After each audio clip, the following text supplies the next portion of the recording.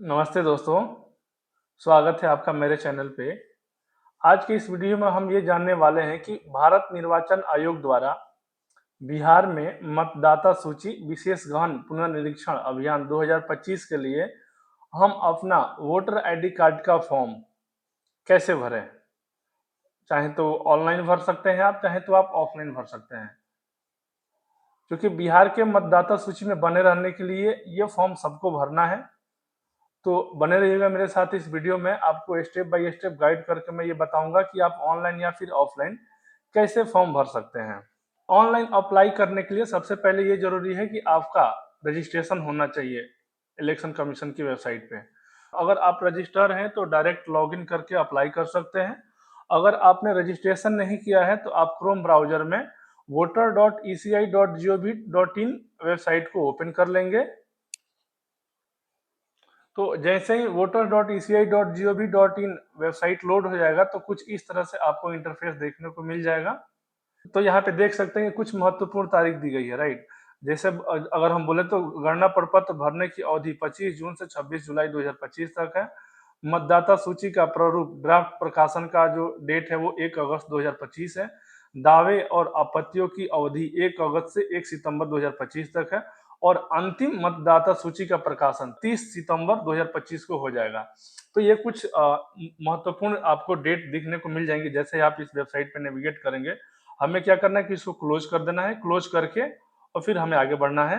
Close करने के बाद फिर हम यहाँ पे साइन अप बटन पे क्लिक कर देंगे। तो जैसे ही साइन अप पे आप क्लिक करेंगे तो यहाँ पे कुछ ऐसा इंटरफेस आपको देखने को मिल जाएगा जहाँ पे कि ये दो चीज मांग रहा है, एक मोबाइल नंबर और दूसरा ईमेल एड्रेस। तो ईमेल एड्रेस आपका ऑप्शनल है, चाहे तो आप यूज कर सकते हैं, चाहे तो आप बिना ईमेल आईडी डालें आप अपना यहाँ पे कैप्चा अपडेट करके और कंटिन्यू बटन पे क्लिक करके आगे बढ़ जाएंगे यहाँ से। तो जैसे ही आगे बढ़ेंगे तो आप देख सकते हैं कुछ इस तरह का इंटरफेस आएगा जहाँ पे फर्स्ट नेम और लास्ट नेम मांगा है। तो यहाँ पे केवल फर्स्ट नेम कंपलसरी है और यहाँ पे रिक्वेस्ट टू ओटीपी पे क्लिक करके और आप ओटीपी यहाँ पे अपडेट करके और वेरीफाई पे क्लिक करके आगे बढ़ जाएंगे। ओटीपी वेरिफिकेशन सक्सेस हो जाने के बाद से आपको कुछ इस तरह का एक स्क्रीन दिख जाएगा जिसमें ये लिखा है कि you are successfully signed up, kindly log in with your new credentials. तो आपको लॉगिन बटन पे क्लिक करके और लॉगिन कर लेना है यहाँ पे। तो यहाँ पे जैसे ही हमारा लॉगिन सक्सेस हो जाएगा तो आपको कुछ इस तरह का इंटरफेस दिखेगा जिसमें सबसे पहला ही लिखा है कि इन्यूमरेशन फॉर्म बिहार। यहाँ पे कई सारे ऑप्शन आपको देखने को मिल जाएंगे। Search your name in 2003 Bihar E roll, fill enumeration form online, download partially fill form.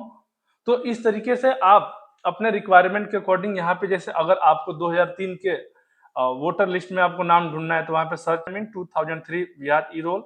अगर आपको इनोमिनेशन फॉर्म ऑनलाइन भरना है तो आपको सेकंड वाले लिंक पे क्लिक करेंगे। अगर आप ये चाहते हैं कि ऑनलाइन ना करके मैं ऑफलाइन भरूं तो यहाँ पे डाउनलोड पार्सली फिल फॉर्म जो है उस पर क्लिक करके और आप अपना फॉर्म यहाँ से डाउनलोड करके फिर उसको फिल करके फिर बीएलओ को दे देंगे। तो सबसे पहले मैं आपको ऑफलाइन वाला ही बता देता हूँ कि डाउनलोड पार्सली फॉर्म हम कैसे काम करेंगे। इस पे डाउनलोड पार्सली फिल्ड फॉर्म उस पर क्लिक कर देना है। जैसे ही आप उस लिंक पे क्लिक करेंगे तो आपको कुछ इस तरह का इंटरफेस देखने को मिल जाएगा जहां पे दो चीज मांग रहा है, आपका एक ईपिक नंबर और आपका मोबाइल नंबर। तो यहाँ पे दोनों को अपडेट करके और कैप्चा अपडेट करके आपको आगे बढ़ जाना है। जैसे ही आप रिक्वेस्ट ओटीपी पे क्लिक करेंगे तो आपके मोबाइल पे एक ओटीपी चला जाएगा। उस ओटीपी को यहाँ पे अपडेट करके और आपको वेरीफाई ओटीपी एंड डाउनलोड पे क्लिक कर देना है। तो जैसे ही आप उस पर क्लिक करेंगे तो आपका जो पार्सली फिल्ड फॉर्म है वो पीडीएफ के फॉर्मेट में डाउनलोड हो जाएगा। तो जैसा कि आप देख सकते हैं गणना प्रारूप फॉर्म हमारा डाउनलोड हो चुका है।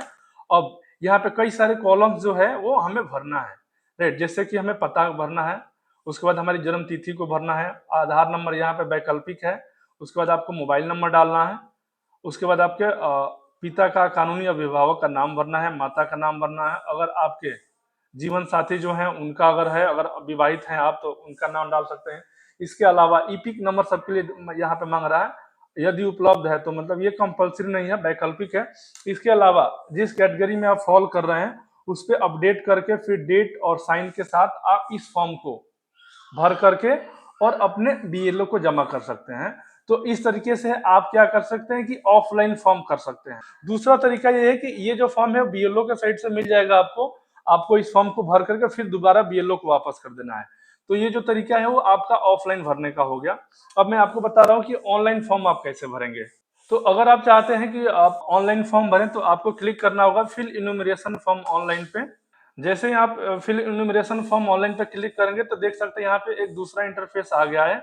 यहाँ पे हमें ईपिक नंबर डाल करके और सर्च बटन पे क्लिक करना है। तो जैसे ही सर्च बटन पे क्लिक करेंगे तो आपका डिटेल्स आ जाएगा, जैसे कि इलेक्टर नेम हो गया, ईपिक नंबर हो गया, सीरियल नंबर हो गया, पार्ट नंबर एंड नेम हो गया, उसके बाद से स्टेट हो गया, अकाउंटेंसी नेम हो जाएगा आपका। तो आपका जो भी डिटेल्स बेसिक डिटेल है वो यहाँ पे आ जाएगा।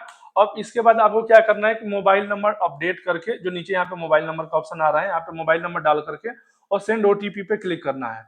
तो यहाँ पे जैसे ही आपने सेंड ओटीपी पे क्लिक किया तो यहाँ पे देख सकते हैं आप कि एक अलग सा पॉपअप आ रहा है, इसमें ये लिख रहा है the mobile number is not linked with EPIC number, जिस ईपिक नंबर को आपने सर्च किया था। एक्चुअली में इस मैसेज का पर्पज ये है कि ये बताना चाह रहा है कि जो मोबाइल नंबर आप यहाँ पे आप डाल रहे हैं, आपके एपिक नंबर से वो मोबाइल नंबर रजिस्टर्ड नहीं है। तो अगर आप चाहते हैं कि उस नंबर को ऐड करें अपने एपिक नंबर से, तो आप यहाँ पे फॉर्म 8 भर करके और अपडेट कर सकते हैं। अभी के केस में मैं क्या करूंगा, प्रोसीड विदाउट लिंकिंग वाले पे क्लिक करके और आगे बढ़ जाएंगे।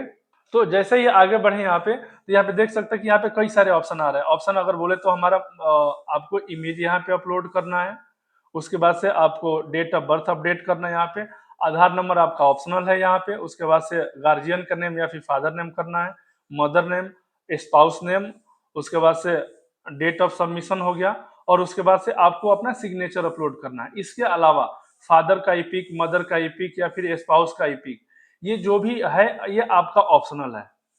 तो आप इस तरीके से फॉर्म को भर सकते हैं। तो मैं सबसे पहले यहाँ पे अपना इमेज को यहाँ पे अपडेट कर देता हूँ। इमेज का भी फॉर्मेट है कि आप इतने साइज का इमेज ही अपडेट कर पाएंगे।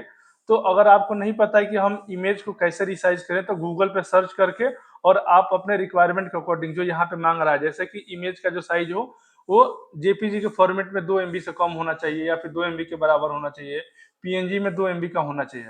तो मात्र ये 2 ही फॉर्मेट ले रहा है, तो इसके अकॉर्डिंग आप गूगल पे सर्च करके और अपना जो पासपोर्ट साइज फोटो है वो यहाँ पे इस साइज में कर सकते हैं। उसके बाद मैं यहाँ पे अपना डेट ऑफ बर्थ अपडेट कर दूंगा, उसके बाद यहाँ पे फादर नेम अपडेट कर दूंगा, उसके बाद मदर नेम यहाँ पे अपडेट कर दूंगा, फिर उसके बाद अपने स्पाउस का नाम मैं अपडेट कर दूंगा यहाँ पे। उसके बाद से प्लेस ऑफ सबमिशन में जो जिस प्लेस पे आप रह रहे हो उस प्लेस का नाम डाल देंगे। फिर यहाँ पे मैं अपना सिग्नेचर अपलोड कर दूंगा। सिग्नेचर अपलोड करने के बाद मैं यहाँ पे नेक्स्ट बटन पे क्लिक कर दूंगा। चूंकि ऑप्शनल है तो फिलहाल मैं अभी नहीं डाल रहा हूँ, आप अपने रिक्वायरमेंट के अकॉर्डिंग यहाँ पे अपडेट कर सकते हैं। उसके बाद जैसे ही मैंने नेक्स्ट बटन पे क्लिक किया तो यहाँ पे देख सकते हैं कई सारे ऑप्शन आ रहे हैं। अगर बोले जाए तो पहला जो यहाँ पे ऑप्शन आ रहा है कि name exist in electoral roll of Bihar with qualifying date 1/1/2003, मतलब आपका जो नेम है वो 2003 का जो इलेक्टोरल रोल है, वोटर लिस्ट है, उसमें था। अगर आपका उस कैटेगरी में फॉल कर रहा है तो आप उसका डिटेल भर दीजिएगा। तो जैसे आप इस पे क्लिक कीजिएगा तो आपको ये कुछ बेसिक डिटेल मांगेगा। बेसिक डिटेल में क्या मांगेगा कि ओल्ड असेंबली कंस्टिट्यूएंसी डिटेल मांगेगा, फिर आपका ओल्ड पार्ट मांगेगा, फिर आपका old serial number in part मांगेगा।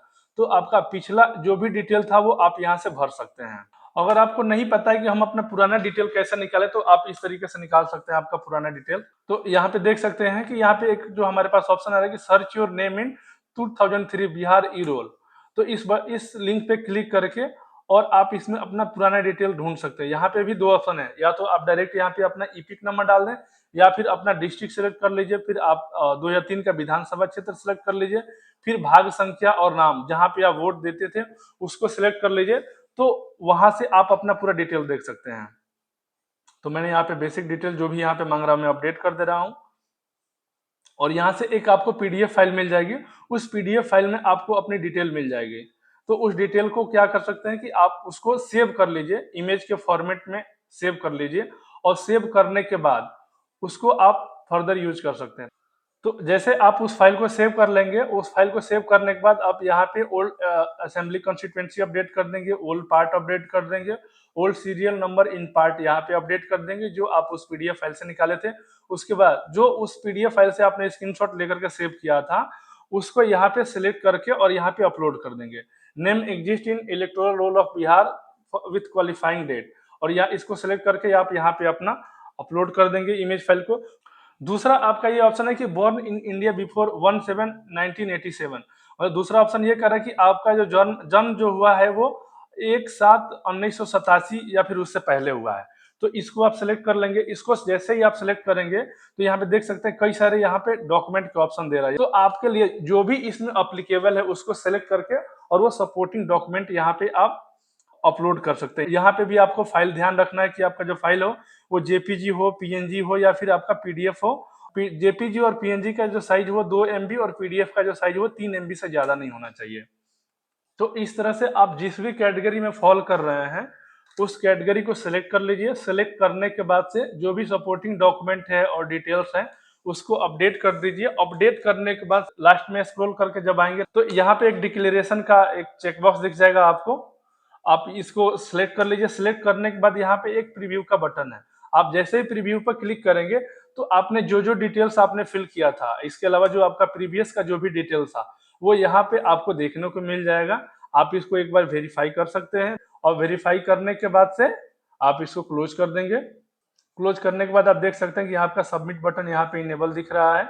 आपको सबमिट बटन पे क्लिक कर देना है। जैसे ही आप सबमिट बटन पे क्लिक करेंगे तो कुछ एक नया इंटरफेस आपको देखने को मिल जाएगा। Enumeration form submission, are you sure want to submit this form? तो आपको यस पे क्लिक कर देना है। जैसे ही आप सबमिट बटन पे क्लिक करेंगे आपको सक्सेस का मैसेज आ जाएगा। तो इसका मतलब ये होगा कि आपका फॉर्म सक्सेसफुली सबमिट हो गया है। तो जैसे ही आपका फॉर्म सबमिट हो जाएगा तो फिर से दोबारा आप क्या कर सकते हैं कि उस ईपिक को सर्च करके वेरीफाई कर सकते हैं कि आपका जो ईपिक नंबर था वो सक्सेसफुली सबमिट हुआ है कि नहीं हुआ है। तो दोबारा से आप अपना ईपिक नंबर डाल के यहाँ पे सर्च कर लेंगे। सर्च करने के बाद जो भी यहाँ पे ओटीपी वगैरह मांग रहा है वो आप ओटीपी अपडेट कर देंगे। ओटीपी अपडेट करने के बाद जैसे ही आप नेविगेट करेंगे नेक्स्ट स्क्रीन पे तो आपको कुछ ऐसा स्क्रीन देखने को मिल जाएगा कि enrolment number form for EPIC number this has already been submitted by you. Click on preview to view the details और click on edit form to update the details. तो इस तरीके से आप वेरीफाई कर सकते हैं कि आपने जो फॉर्म सबमिट किया वो सक्सेसफुली सबमिट हुआ है कि नहीं हुआ है।